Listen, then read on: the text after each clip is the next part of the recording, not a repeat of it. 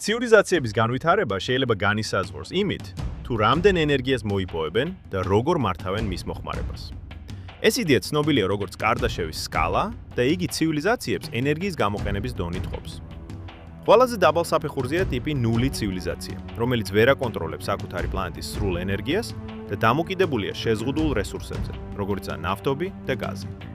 ასეთი ცივილიზაციები ხშირად თავად ექმნიან საფრთხეს საკუთარი არსებობისთვის. კაცობრიობა დღეს სწორედ ამ დონეზე იმყოფება.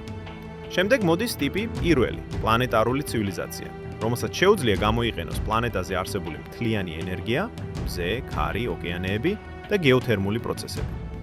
ასეთ დონეზე შესაძლებელია კლიმატის კონტროლი და ენერგეტიკული კრიზისების გაქრობა. მეცნიერების ვარაუდით, კაცობრიობას ამ საფეხურამდე მიღწევა მომავალ საუკუნეებში შეუძლია. ტიპი 2 ცივილიზაცია უკვე ვარსკვლავურ დონეზე გადადის და სრულად ითვისებს თავისი ვარსკვლავის ის ენერგიას. თეორიულად ისეთი სტრუქტურების მეშვეობით, როგორიცაა დაისონის სფერო. ეს საშუალებას აძლევს ცივილიზაციას კოლონიზაცია გაუკეთოს მთელ ვარსკვლავურ სისტემას და პრაქტიკულად შეუზღუდავი ენერგია მიიღოს. ტიპი 3 ცივილიზაცია აკონტროლებს მთელი გალაქტიკის ენერგიას, მილიარდობით ვარსკვლავს და შავ ხვრელებსაც კი.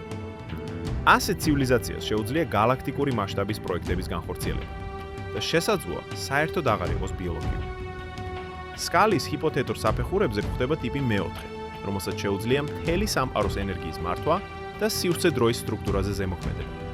ხოლო ტიპი 5 უკვე მულტივერსალურ დონეზე მოქმედებს და თეორიულად პარალელურ სამყაროებს შორის გადაადგილებაც კი შეუძლია.